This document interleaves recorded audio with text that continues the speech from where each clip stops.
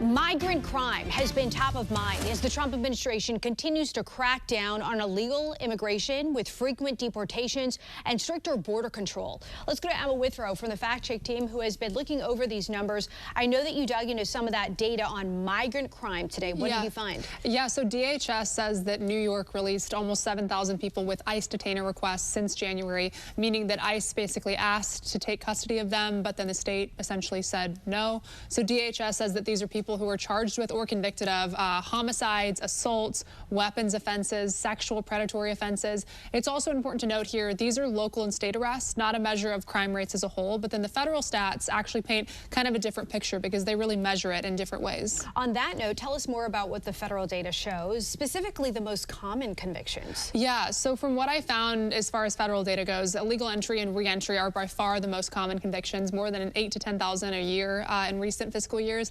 DUIs are also another big category in that area, and then also drug and theft convictions appear kind of in the low hundreds to low thousands. Homicide convictions are a bit more rare. Sometimes, you know, they can be as low as a few a year, with a brief spike of 60 in 2021.